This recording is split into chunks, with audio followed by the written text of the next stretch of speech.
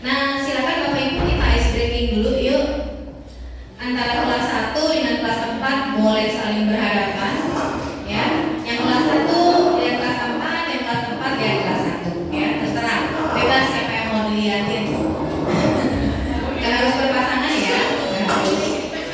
Silakan kode-kode aja gitu ya. Nah, jadi kita mainnya ini sistem gugur ya.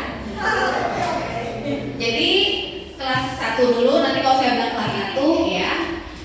Jadi kita akan bermain tentang bilangan prima ya. Bapak Ibu tentu tahu bilangan prima. Bilangan prima adalah bilangan perkalian antara satu dengan bilangan itu sendiri ya. Jadi kalau bilangan itu prima, Bapak Ibu tepuk tangan ya. Tapi kalau bukan prima, tidak boleh tepuk tangan. Oke, siap ya. Kalau prima tepuk tangan, kalau bukan prima tidak boleh tepuk tangan. Siapa yang salah gugur langsung duduk ya. Ya. Kelas 4 pasti benar. Konsentrasi. Oke, siap ya. Prima tepuk tangan, tidak prima tidak tepuk tangan. Oke, siap. 31. Prima tepuk tangan. Siapa salah gugur duduk. Oke, cari lagi temennya yang bisa dilihat. Oke, siap. Boleh 3 orang saling melihat boleh ya. Oke, kalau nggak cocok boleh ya. Siap. Oke. Siap ya. Kedua nih. Oke, siap. 49. 49 bukan prima.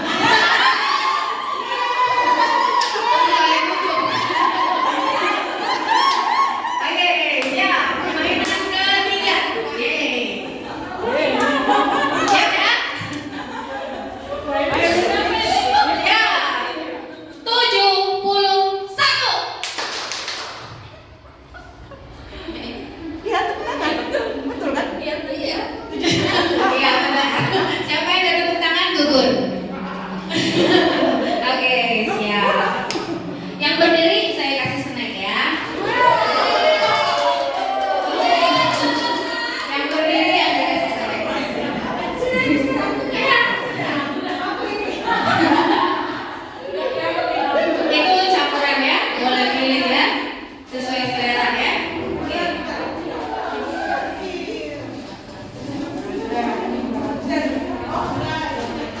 Oke. Silakan Bapak Ibu duduk kembali. Kita lanjutkan hari ini ya materi kita tentang asesmen.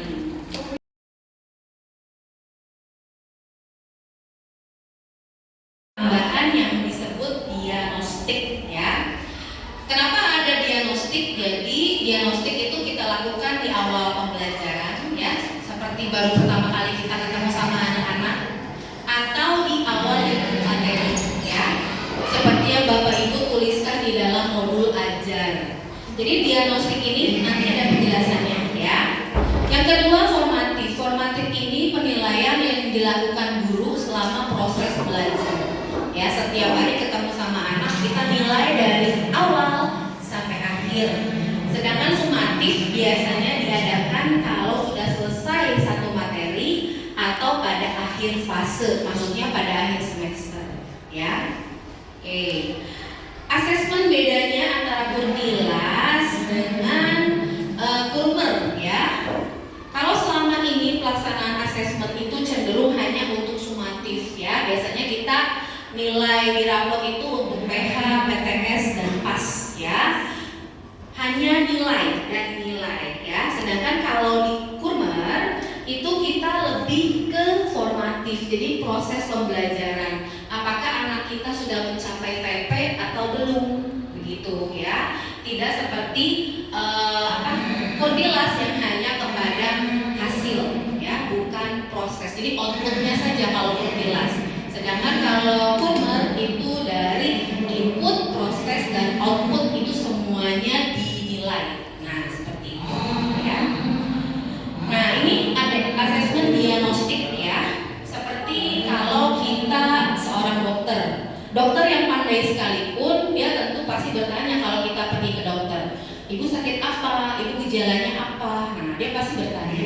Begitu juga kita sebagai seorang guru, ketika pertama kali ketemu anak, mungkin kalau hanya sekilas kita lihat anak ini tidak ada masalah, tapi ternyata setelah kita diagnostik, mengadakan asesmen awal, oh ternyata kita baru tahu, oh anak ini gaya belajarnya kinestetik, auditory atau visual, atau anak ini sudah mampu baca tulis, ada yang sudah mampu baca belum bisa nulis, ada yang belum bisa dua-duanya. Jadi asesmen diagnosis ini ada dua ya Bapak Ibu, secara kognitif atau pengetahuannya dan secara non-kognitif. Non-kognitif itu artinya di luar dari pengetahuan. Tujuan dari diagnosis ini untuk mendiagnosis kemampuan dasar dan kondisi awal siswa ya. Kalau kognitif kita bisa tanya, pagi hari ini gimana perasaanmu, senang, sedih, semangat, itu bisa kita ajukan secara lisan ya. Lalu bagaimana cara mengetahui mood anak tanpa melalui pertanyaan juga bisa. Pagi-pagi misalnya saat anak-anak baris, kita bisa minta kita tempel ya, seperti mereka apakah mau tepuk ya, atau mau tepuk dua tangan, atau dia memegang dirinya sendiri. Nah itu ada simbol-simbol yang menyiratkan mood si anak ya. Jadi kalau misalnya dia ayo tepuk satu, misalnya mau tepuk satu, atau pilihan ya, misalnya pilihan, dia nggak mau meluk, dia misalnya pengen meluk ke dirinya sendiri, itu bisa dikategorikan anak ini sedang moodnya lagi mendung ya, lagi berawan, dia nggak pengen dideketin sama orang lain. Nah ketika kita mengetahui mood setiap anak pada saat hari itu, kita bisa mengadakan ice breaking untuk menyamakan perasaan mereka. Biasanya ice breaking itu kalau untuk anak yang semangat, dia akan tetap bersemangat. Sedangkan anak yang kurang semangat bisa lebih bersemangat. Tergantung kitanya bikin permainannya atau ice breakingnya seperti apa ya. Terus kita juga bisa tanya aktivitas selama belajar di rumah, ditemenin mama kah, atau sendiri ya, atau suka bantuin adiknya belajar dan sebagainya. Lalu kita juga bisa bertanya tentang kondisi keluarganya ya, apakah dia tinggal di rumah sama papa mama atau tinggalnya cuma sama nenek. Itu juga termasuk dari asesmen diagnosis ya, bukan kita kepo ya, bukan, tapi kita lebih baik mengetahui latar belakang siswa kita sendiri. Lalu kita juga bisa mengetahui dari gaya belajar, karakter dan minatnya. Apakah dia suka gambar, apakah dia suka coret-coret, apakah dia suka nyanyi dan sebagainya. Sedangkan kalau kognitif ini keseharian ya, mengidentifikasi CP-nya atau capaian kompetensi anaknya, menyesuaikan dengan anak-anak, apakah dia kesulitan belajar, pencapaian tinggi atau reguler ya. Nah, asesmen formatif ini yang kedua ya, dirancang untuk TP. Jadi Bapak Ibu, kita kan sudah buat TP. Nah, TP tersebut dimasukkan ke dalam modul ajar, itu adalah bagian dari penilaian formatif ya. Nah, formatif ini tidak untuk menentukan nilai rapor. Tidak digunakan untuk apakah keputusan rapat kenaikan kelas dia naik atau tidak. Nggak boleh pakai formatif ya. Atau untuk kelulusan atau keputusan penting yang lain. Jadi dia tidak berkenaan dengan itu ya. Formatif adalah untuk perbaikan dari capaian pembelajaran anak ya, bukan untuk menentukan nilai raportnya naik nggak naik, lulus atau enggak, bukan itu ya. Nah ini contoh dari asesmen formatif ya, memberikan pertanyaan berkaitan dengan topik atau konsep. Misalnya kita lagi belajar tentang bilangan, kita bisa bertanya kepada anak, apakah kamu pernah melihat angka di rumah? Pernahkah melihat angka di kelas? Itu contohnya ya. Atau pertanyaan tertulis, setelah mengerjakan kita kasih kunci jawabannya supaya anak tahu oh di mana salahnya. Padahal kok saya kayaknya udah benar ya Bu, tapi kok salah ya. Lalu yang ketiga, penilaian diri sendiri dan penilaian antar teman. Jadi mungkin kalau kelas kecil menilai diri sendirinya agak susah ya. Ini biasanya digunakan untuk anak kelas besar ya, penilaian Mungkin teman-temannya bisa melihat apakah pada saat dia lagi belajar, temannya ini apakah asik sendiri. Biasanya ada anak yang suka lapor atau suka lihat temannya. Oh, dia lagi belajar, jalan-jalan Bu, makanya dia salah. Bisa aja ya. Ini biasanya untuk anak kelas besar. Nah, asesmen sumatif bertujuannya untuk menilai TP atau CP peserta didik ya. Misalnya TP-nya itu sudah terlaksana atau sudah tercapai belum. Dilaksanakan secara periodik ya, teratur setiap selesai satu atau lebih TP. Jadi waktu awal Bapak Ibu membuat TP sudah saya sampaikan ya. Jadi kalau untuk sumatif Bapak Ibu boleh 1 TP, mau 2 TP ya, atau mau langsung TP sumatif akhir itu boleh-boleh saja. Tapi baiknya secara teratur. Jadi kalau memang mau setiap habis materi, lakukanlah setiap habis materi ya, jangan lompat-lompat. Sumatif juga merupakan alat ukur untuk mengetahui pencapaian hasil belajar peserta didik selama materi tersebut. Dia sudah tuntas atau belum ya. Mendapatkan nilai capaian hasil belajar untuk dibandingkan dengan KKTP. Maksudnya nilai dia 70, sedangkan KKTP untuk TP tersebut misalnya 75. Artinya anak tersebut belum tuntas, belum mencapai hasil belajar.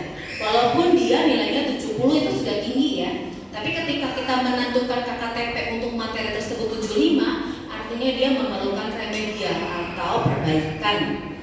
Lalu kita menentukan kelanjutan proses belajar siswa tersebut. Kalau anak yang kesulitan belajar, bagaimana kita mau menentukan apakah mau langsung lanjut ke materi berikutnya atau membiarkan dia mengulang materi tersebut sampai bisa.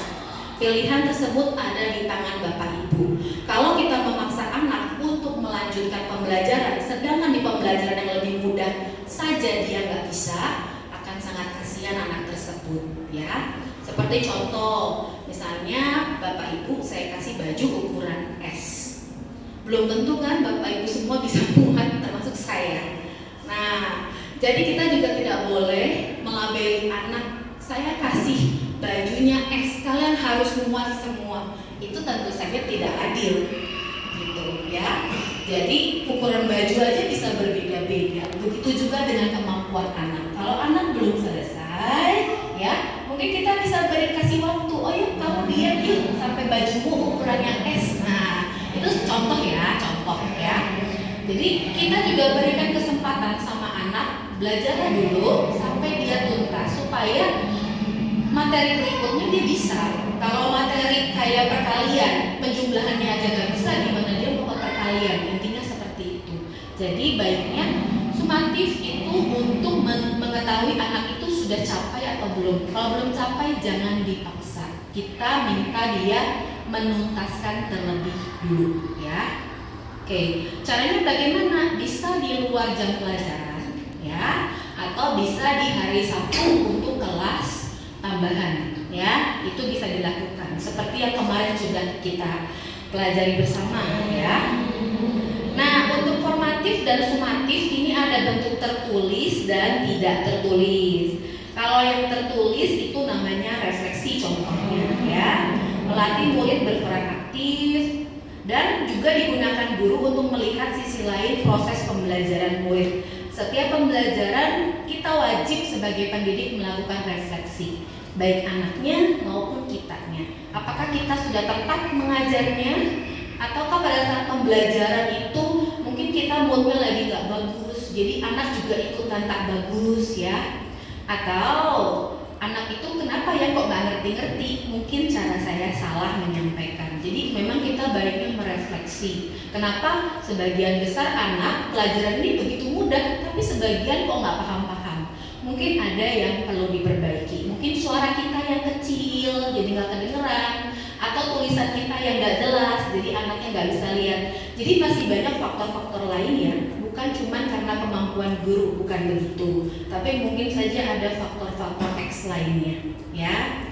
Yang kedua, esai. Nah, ini kita boleh meminta anak untuk menulis esai. Mungkin kelas 1 nggak sebanyak kelas 4 ya, mungkin dia 1 baris, 2 baris, atau 3-4 kalimat saja ya. Mungkin dia menulis Misalnya ibu guru lagi cerita di depan nih, coba tulis kata-katamu sendiri. Ibu tadi cerita tentang apa ya? Gitu. Bisa, boleh kita minta ya. Ketiga, jurnal. Nah, nanti kalau Bapak Ibu punya waktu bisa membuat jurnal ya. Jenis apa, modelnya seperti apa? Di Canva itu banyak. Jurnal guru atau jurnal murid. Biasanya kalau jurnal guru itu isinya tentang penilaian ya, tentang anak-anak kita itu yang mana tipe visual, mana yang tipe auditory, mana yang tipe kinestetik begitu ya. Jadi agendanya itu atau jurnal itu disebut juga agenda ya. Jadi banyak. Lalu ada bisa minta anak untuk membuat poster ya. Kalau kelas 1 mungkin bisa bikin posternya, kita ajarin dulu ya. Sedangkan mungkin kalau kelas 4 sudah bernalar kritis, dia bisa mengimajinasikan kira-kira poster yang seperti apa yang dimau gitu ya. Lalu yang terakhir teks tertulis, bisa PG, bisa pertanyaan, dan wajib ada umpan balik. Mungkin kalau kelas kecil bisa memakai umpan balik ya dan tidak. Contohnya, apakah saya sudah bisa pelajaran hari ini? Jadi kalau anak kelas 1 cukup centang atau pakai simbol-simbol emoji ya, iya atau tidak, senyum atau lagi sedih. Kalau kelas besar mungkin bisa ya, kita bertanya pakai pertanyaan, misalnya hari ini kita belajar apa ya? Gitu. Hari ini yang saya bisa pelajaran yang mana? Nah itu namanya umpan balik ya. Penilaian yang Bapak Ibu lakukan nanti akan saya bahas kegunaannya di bawah ya untuk rapor. Walaupun dia tidak menentukan kenaikan kelas atau kelulusan, tapi ada gunanya di rapor ya. Lalu yang kedua, bentuk asesmen yang tidak tertulis, misalnya diskusi kelas. Pada saat diskusi kita juga bisa melakukan penilaian, apakah anak ini aktif, mau kerjasama, atau dia punya bakat bisa berbicara dan mengeluarkan pendapat ya, atau anak ini cuma pendiam, tidak bisa kerjasama. Itu bisa kita lihat saat diskusi kelas. Untuk kelas kecil mungkin agak susah, tapi tidak ada salahnya kalau kita coba ya. Sekali, 2 kali mungkin mereka masih belum paham apa sih diskusi, apa sih kerja kelompok. Tapi kalau kita sering-sering ya, biasanya mereka sudah mulai paham nih, oh kerja kelompok itu kerja bareng dengan teman, ngerjain apa dan dimintanya apa ya. Yang kedua, membuat produk. Nah ini banyak macamnya ya Bapak Ibu. Yang ketiga, drama. Kita juga bisa bermain peran ya, seperti yang kemarin Bapak Ibu sudah sampaikan di pembelajaran berdiferensiasi ya, salah satunya itu bermain peran. Misalnya tentang mereka belajar belanja ya, mereka bermain peran pura-pura gitu ya, kamu jadi penjual, saya jadi pembeli gitu, uangnya 1.000, kembaliannya berapa. Itu ya, dari bermain peran kita bisa melihat keterampilan anak ya. Lalu presentasi, ini nggak harus kelas besar saja, kelas kecil juga bisa. Misalnya maju ke depan, dia ngomong gitu ya, menjelaskan dengan bahasa dia sendiri. Coba kamu ke depan, jelaskan ciri-ciri ikan hiu misalnya.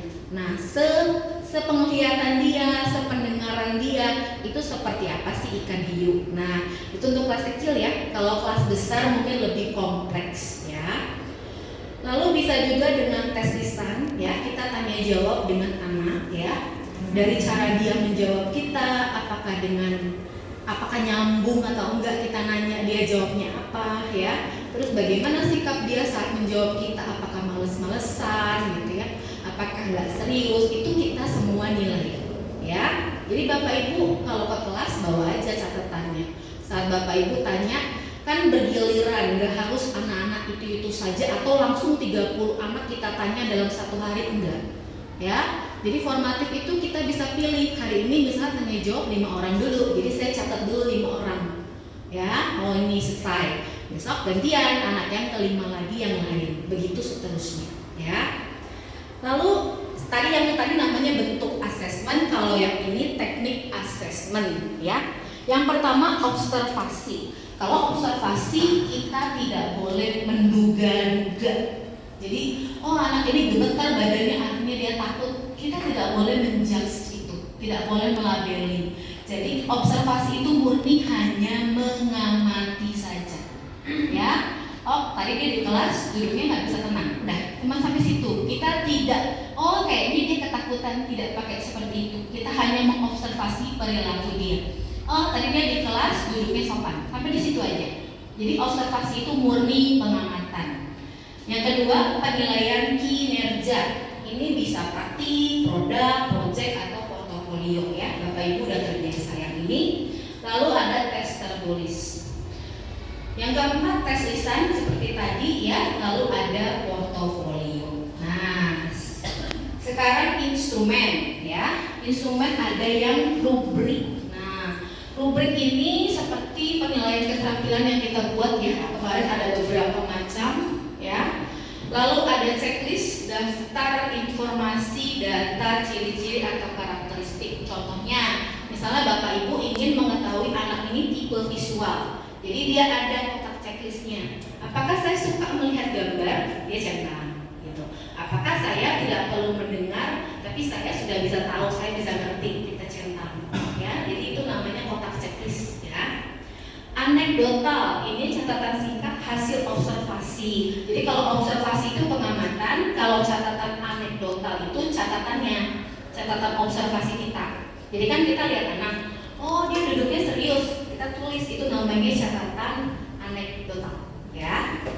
Lalu ada keempat, grafik perkembangan. Jadi Bapak Ibu juga bisa menggambarkan tahap perkembangan peserta didik ya. Dia sudah mulai berkembang atau belum. Ya, ini banyak contohnya Bapak Ibu kalau mau cari di Canva ada ya, infografik tentang apa. Misalnya perkembangan dia secara pengetahuan atau secara sikap, itu bisa ya. Nah, lalu apa sih kegunaan dari asesmen yang Bapak Ibu sudah lakukan? Ini akan masuk ke raport. Nah, inilah tampilan raport nantinya ya. Ini ada contoh nama peserta didiknya. Ini yang melakukan penjumlahan, mengukur satuan panjang, ini adalah TP-nya. Ya.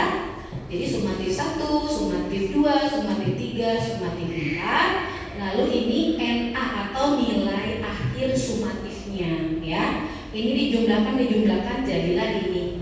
Ya. Lalu ada sumatif akhir semester. Ini kan sumatif minggu materi, jadi habis materi sumatif.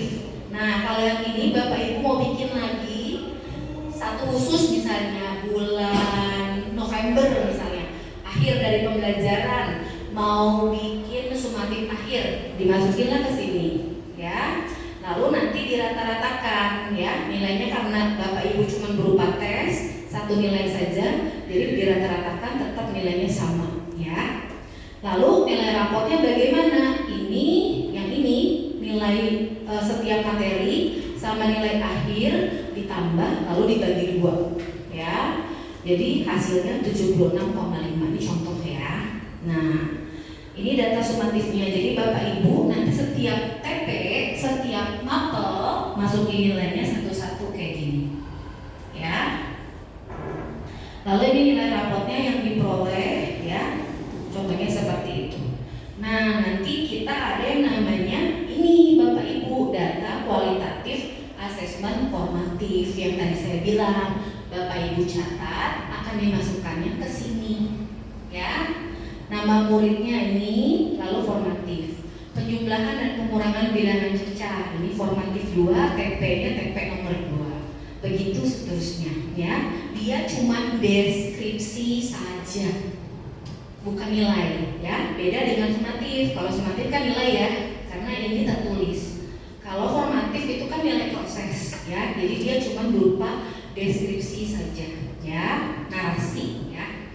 Nah, nanti kalau di raport dia akan muncul seperti ini. Jadi kalau kita lihat contoh raportnya ya Bapak Ibu, saya gedein.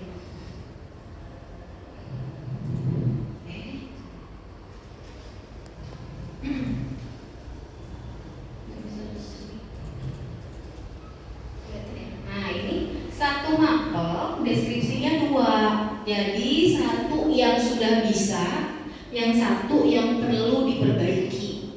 Jadi nilainya cuma 1, tapi deskripsinya 2. Sama seperti raport kita sekarang.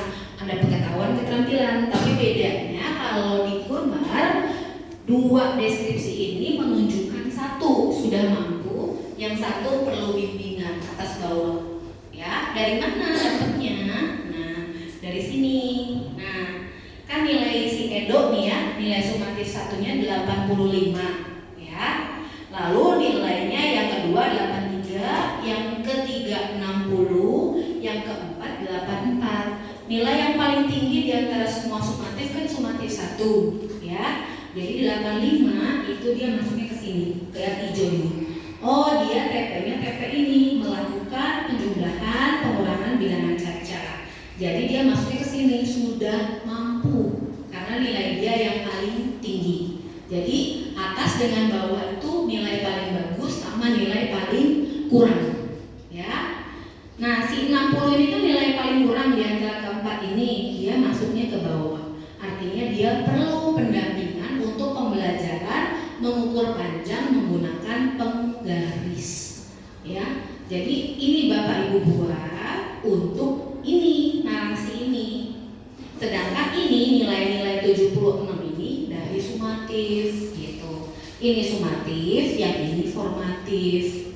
Jadi kenapa formatif harus dilakukan? Karena untuk mencapai narasinya itu apa? Anak ini masih kurangnya di mana, sudah mampunya di mana. Itu kegunaannya ya. Nah, seperti ini. Ya. Nanti yang di bawahnya ada lagi Bapak Ibu ya. Karena dia cuma melihat dari sumatif. Nah, yang formatifnya ini dia tidak lihat lagi ya, ini langsung otomatis masuknya ke sini ya, karena ini TP ini ATP-nya ada dua, formatif 1 dan formatif 2. Oh, dia pas di sini. Formatif 1 nilainya itu ternyata 60 ya, sedangkan formatif 2-nya itu 80. Nah, jadi dia diambilnya ke sini ya, turunnya ke sini. Oke. Sampai di sini jelas ya? Bu, Ya. itu kan sumatifnya kan yang ketiga itu kan 60 Ya. Nah, itu kan berarti sesuai dengan TP yang Ibu katakan di pembekalan berapa itu, kalau anak kurang dari standar kelulusan yang kita tentukan, itu kan berarti anak akan mengulang lagi dengan TP yang tidak lulus ini kan? Nah, itu nanti kita bahas. Masih ada di bawah itu. Oh, masih ada ya? Selesai. Oke. Nah, cuman maksudnya sampai di sini jelas ya? Jelas. Ibu-ibu ya, maksudnya ini sumatif itu angka, kalau formatif itu narasi ya atau deskripsi. Nah, nilainya itu nanti munculnya itu yang ini. Nah, ini saja yang muncul nanti di rapot. Sedangkan ini kayak kita punya buku nilai. Ini Bapak Ibu masukin satu-satu ya.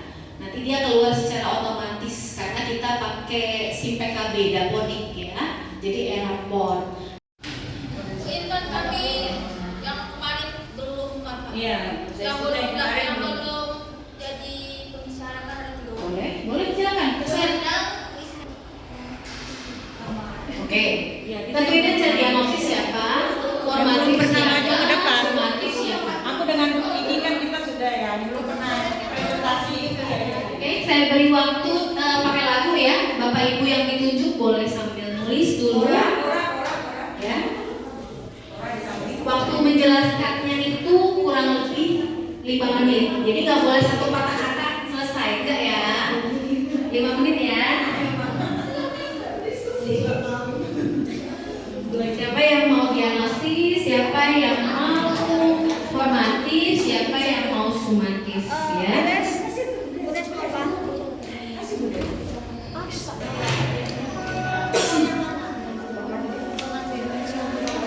Boleh catat dulu biar gak dukung nanti ngomongnya di depan.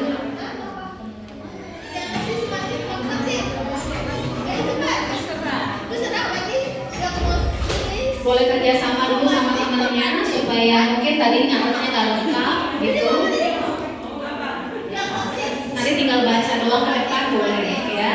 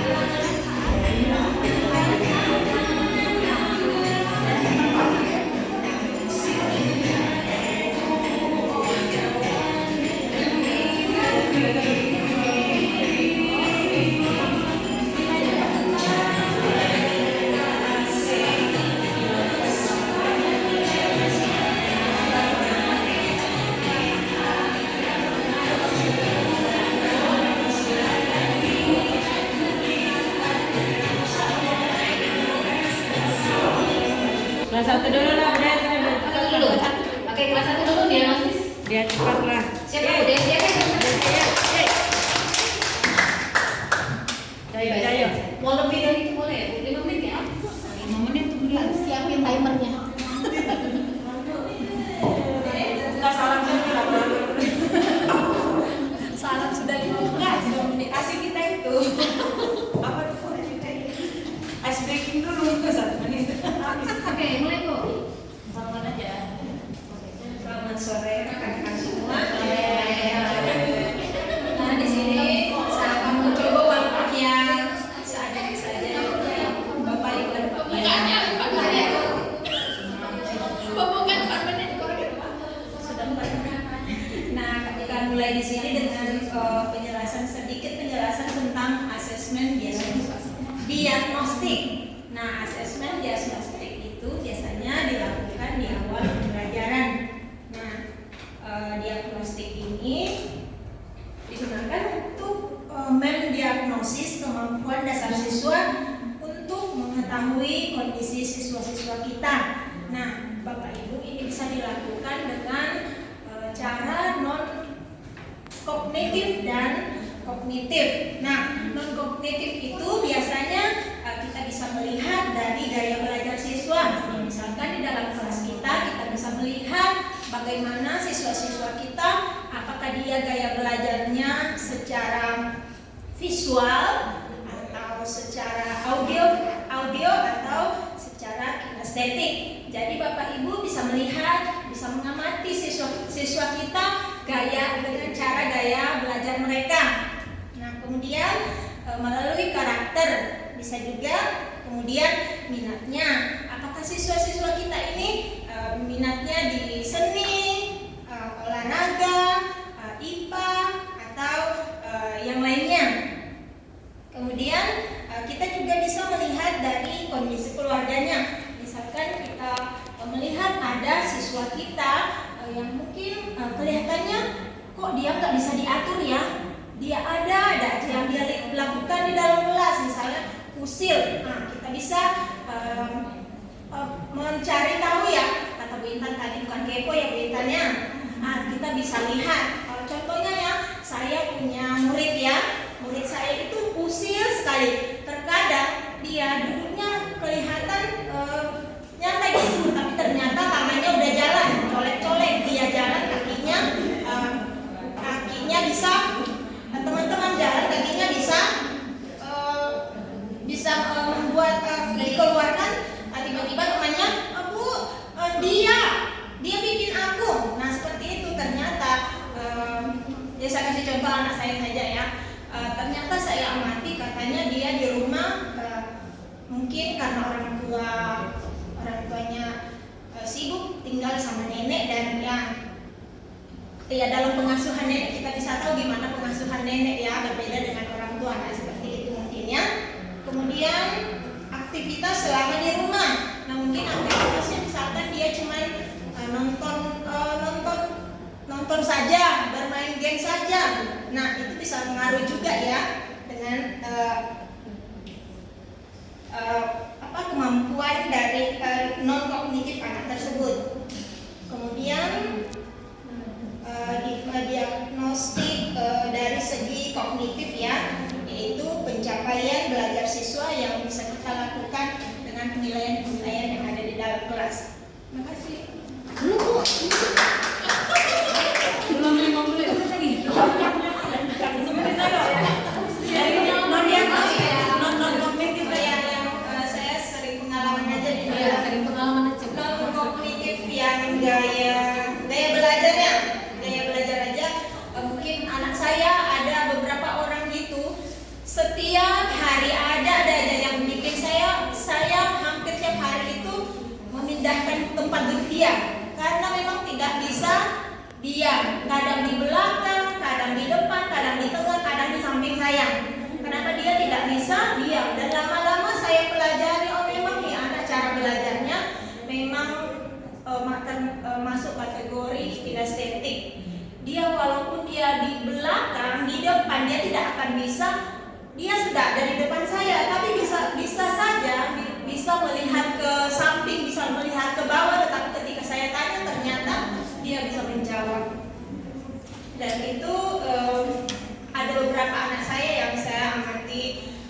selama ini. Memang dia kinestetik, gaya belajarnya memang itu, dan semenjak saya perhatikan itu saya semakin menyadari bahwa ternyata saya tidak bisa mengajar dia dengan gaya saya. Saya mengharapkan dia diam ternyata, tetapi itu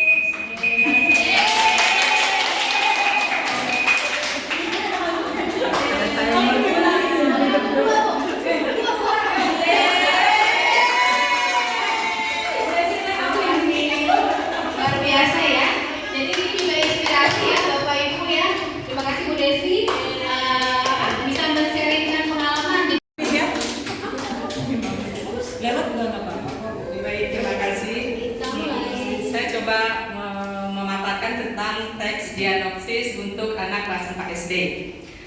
Di sini tes diagnosis merupakan tes yang dilakukan untuk mengetahui kelemahan dan kelebihan siswa saat mempelajari sesuatu.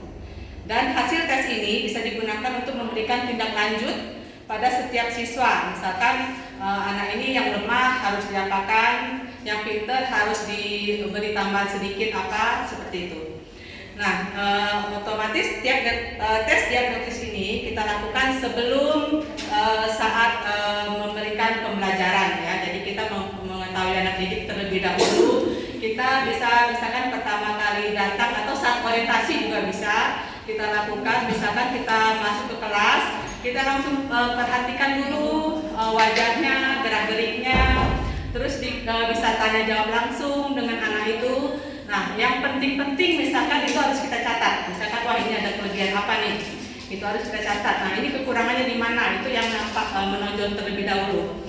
Dan untuk yang memperdalam lagi, kita otomatis satu persatu kita tanyakan secara pribadi.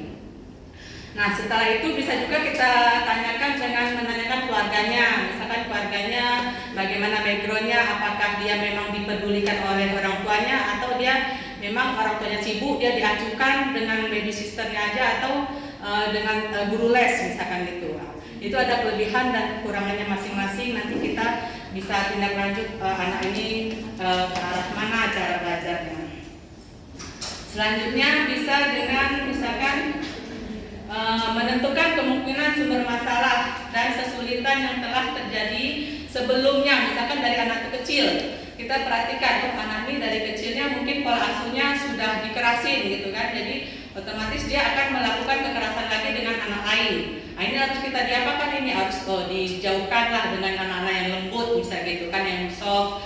Otomatis nanti kalau dikasarin yang itu malah takut sekolah gitu misalkan yang soft. Jadi kita kelompokkan lah duduknya agak jauh dikit dengan anak-anak yang melankolis atau gimana. Jadi yang aktif-aktif dijauhkan gitu.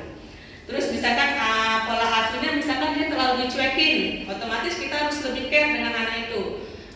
Ditanya paling nggak makan lah gitu, itu udah tersentuh dia gitu. Nah, hari ini makan apa? Sudah makan atau belum gitu? Atau disuapin gitu, itu anak tuh nanti bisa nurut sama kita gitu. Jadi kita pakai ambil hatinya lah dulu. Kalau sudah dapat itu, otomatis kita memperlancar juga, kita menerangkan ke anak, otomatis dia, wah ibu nikah dengan saya harus pintar, ibu ini nasihatin apa, saya nurut gitu. Jadi itu secara halus. Selanjutnya dengan mengidentifikasi, mengetahui karakteristik anak. Misalkan anak ini yang cepat atau yang tanggap cepat atau yang pemalas atau yang slow motion aja dia, misalkan pelan tapi pasti gitu, ada juga seperti itu. Jadi kita harus karakternya, kita bisa kalau yang cepat itu kita kasih lagi, kita harus ekstra nambah lagi tugas. Terus yang lama itu kita terus bimbing, kita arahkan. Nah, yang perlu support dengan omongan aja kita kasih tahu, ini yang lu gini lo nak, untuk masa depan kamu lo, bukan buat ibu gitu. Jadi seperti pendekatannya seperti itu. Jadi kita melihat karakteristik anak itu.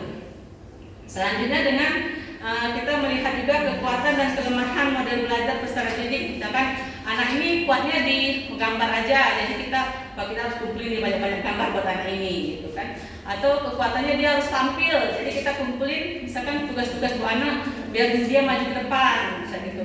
Kamu ceritakan ayo tentang ini. Kamu hebat loh bisa maju gitu, menjadi guru atau nanti kamu bisa motivasi buat teman kamu jadi maju ke depan. Dan selanjutnya dengan melakukan asesmen diagnosis kognitif, misalkan kita menilai dengan dikasih dikasih soal-soal gitu kan, wah ini cepat. Oh mungkin karena sudah tahu sebelumnya sudah les gitu kan, misalkan setahun sebelum sekolah ternyata anaknya sudah les gitu. Nah itu bisa jadi poin plus juga buat dia, wah ini walaupun dia lambat, pas masuk kan pintar, ternyata dia lambat. Oh kenapa bisa cepat ya, kenapa bisa tahu, oh ternyata dia sudah les duluan. Jadi walaupun dia lambat, tapi karena sudah tahu duluan, otomatis kan lebih pintar dari yang belum tahu sama sekali kayak gitu. Itu juga ada catatannya juga itu, karena belum tentu dia pintar juga pas kita masuk materi baru gitu kan. Jadi dia, wah backgroundnya dia sudah les loh, jadi mungkin dia sudah tahu duluan kayak gitu. Jadi beda dia nanti yang dikasih dengan anak yang memang pintar sebenarnya gitu. Terus lagi melalui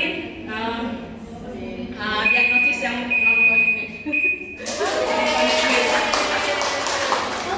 misalkan yang non kolektif, misalkan dari misalkan jadi apa sih? Yang non kolektif misalkan dari sifat-sifat dia lah. Nah, dari catatan misalkan dia tingkah lakunya di rumah, nah kita laporan dari orang tua, Bu, anak saya begini loh, gini-gini. Oke, well, makasih Bu ya informasinya, nanti kita hadapi gimana dia di kelas seperti anak spesial saya itu. Oke, baik, terima kasih semuanya. Siapa mengikuti? Dua ya. Hebat sekali ya. Jadi seperti yang disampaikan Bu Fitri tadi, itu namanya bonding ya. Jadi kita mendekatkan diri dengan anak ya. Itu juga salah satu teknik dari diagnostik ya. Bagus sekali idenya. Kita lanjut ke formatif. Nah sekarang kelas 4 dulu deh ya. Ayo. Bu Ian kurang bila 2 menit aja. Geskan. Boleh duduk kalau capek. Boleh duduk. Kelihatan Bu. Kalau duduk 5-7 menit. Tambah 7 menit. Sharing aja kalau misalnya itu bingung berapa Bulan jam. mau Bu Ian. Berarti dari tadi itu mengajak. Hai, baik, terima kasih Bintan. Di sini saya akan menyampaikan mengenai penilaian formatif. Nah, penilaian formatif ini biasanya kita lakukan untuk penilaian proses ya. Penilaian yang dilakukan saat pembelajaran sedang berlangsung. Nah, penilaian itu berbentuk narasi atau deskripsi serta tidak berpengaruh pada kenaikan kelas. Pada penilaian formatif ini tidak harus dinilai pada semua anak dalam satu hari, tetapi bisa diambil sampel beberapa anak, misalnya beberapa siswa ya, contohnya memberikan pertanyaan sesuai topik. Nah, kemudian memberikan refleksi kepada siswa serta penilaian diri sendiri antar teman.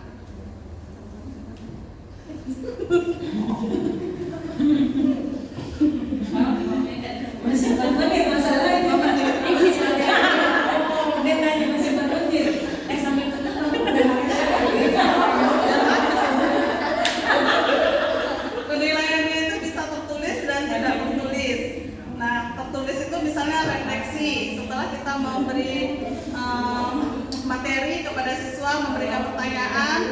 Nah, kemudian memberikan refleksi mana jawaban, mana yang dari pertanyaan kita itu mana jawaban yang benar atau yang salah gitu. Kemudian dengan cara esai bisa jurnal, poster tertulis atau poster atau tes tertulis.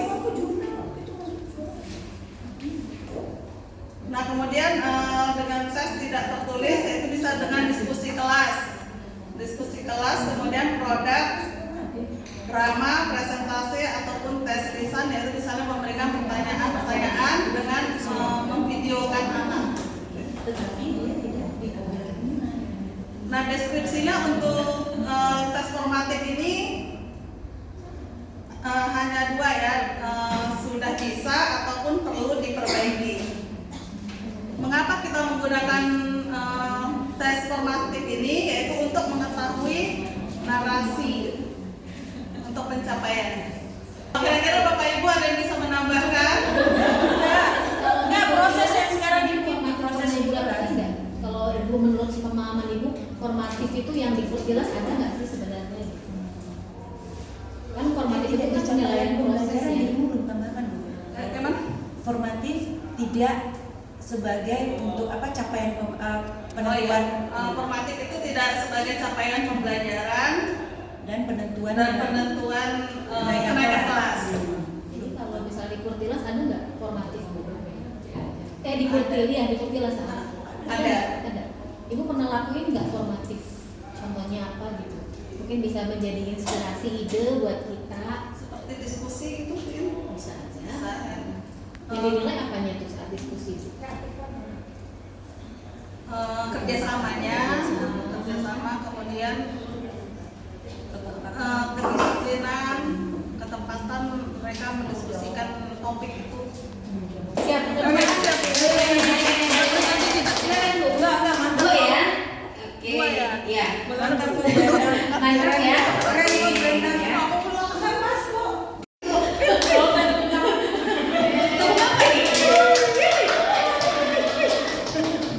Rekor 5 menit loh. Kak. boleh nyanyi dulu. Kalau dulu 7 menit. Ntar ya, bisa. Masker buka aja Kak. Masker buka, tunjukkan muka kita. Terima kasih Bapak Ibu Intan. Boleh nyanyi dulu ya. Boleh nyanyi. Baru materinya Divi jadi ada orang lain yang punya baca. Udah waktu habis loh itu. Oke Ibu. Nah, yang saya dapat dari tadi tentang asesmen formatif yaitu asesmen formatif ini dilakukan selama proses pembelajaran.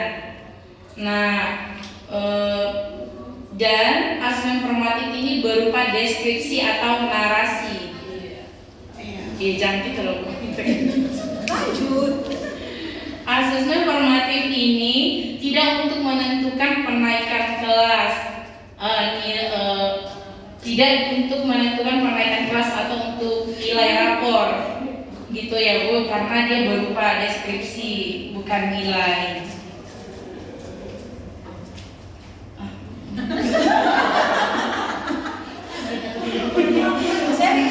Bentuk formatifnya ada dibagi secara tertulis, contohnya itu refleksi. Yang pertama refleksi, yaitu untuk melatih murid untuk lebih aktif. Yang kedua esai, itu untuk mengembangkan cara berpikir murid lebih kritis. Dan yang ketiga itu jurnal atau agenda, ya bisa ditulis dalam jurnal harian guru gitu ya Bapak Ibu yang saya ngerti ya.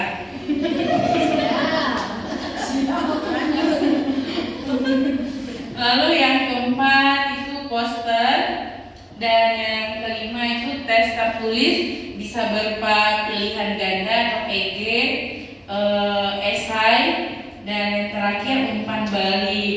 Nah, yang saya dapat pahami tadi kalau untuk kelas 1, berhubung saya ngajar di kelas 1, jadi bisa digunakan berbentuk soal yang jawabannya dibuat emoji atau emoticon ya gitu ya.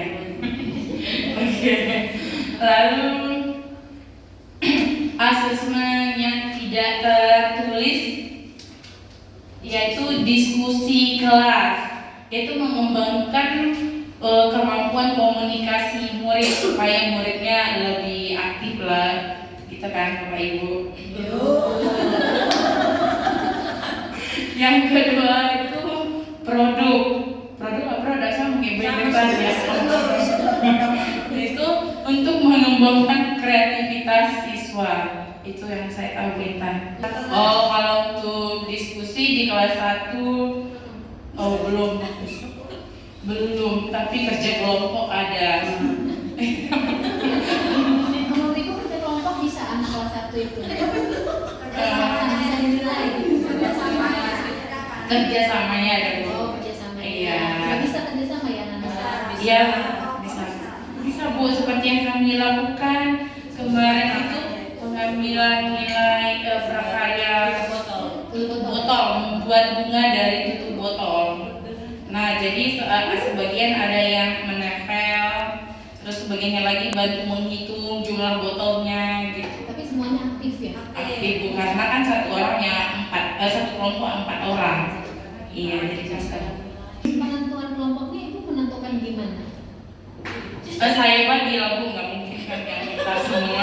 Maksudnya pakai apa? Asesmen apa maksudnya Ibu? Apakah cuma asal menentukan oh dia 4 orang, dia 4 orang atau Maksudnya ada satu yang bisa Ada dibagi berapa Bu? Maksudnya satu yang kita, satunya yang sedang, satunya yang maksudnya kinestetik. oh, jadi nggak sesuai minat mereka enggak ya? enggak. Nggak sesuai karakteristiknya enggak? Sesuai.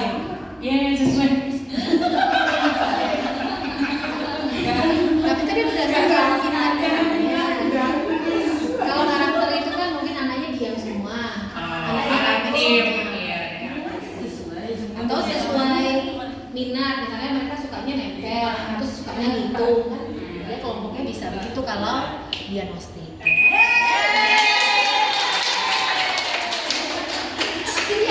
Selesai juga.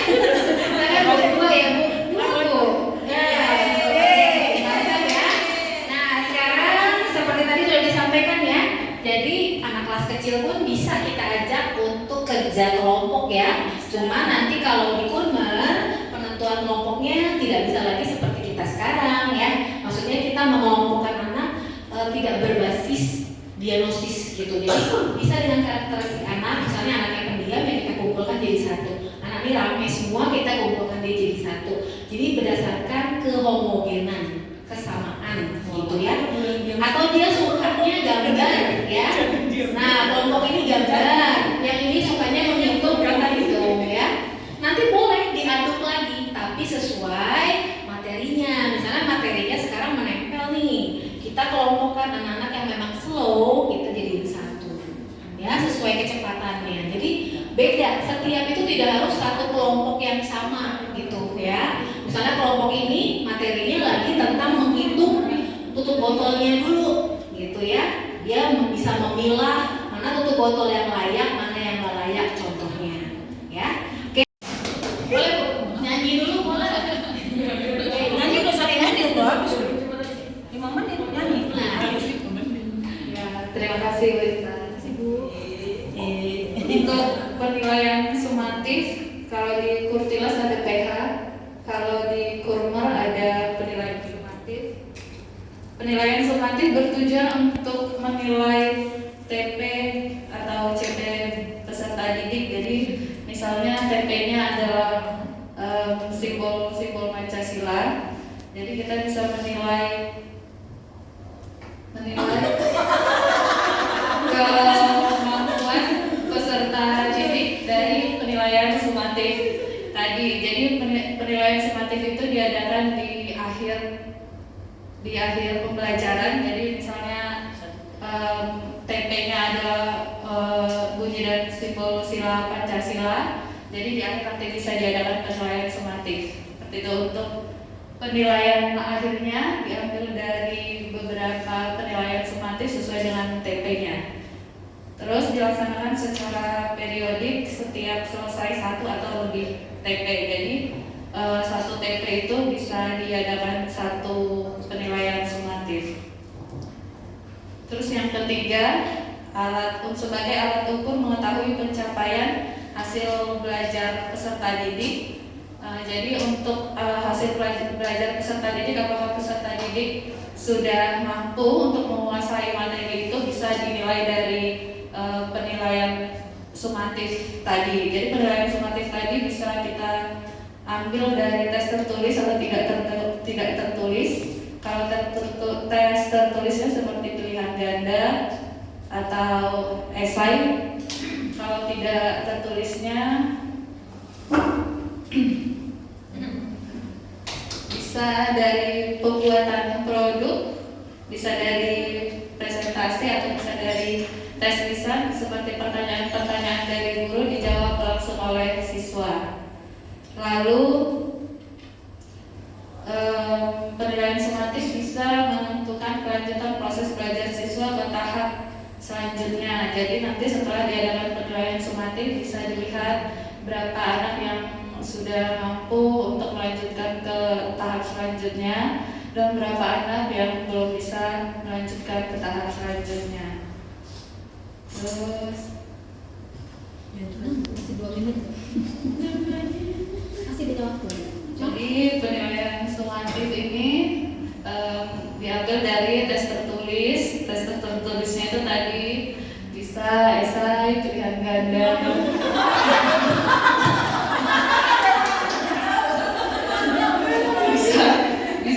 bisa dari refleksif, tapi mungkin anak kelas 1 belum bisa refleksif, atau meminta siswa menceritakan ulang. Anak kelas 1 juga belum bisa. Bisa dari kuis juga bisa, kuis umpan balik juga bisa.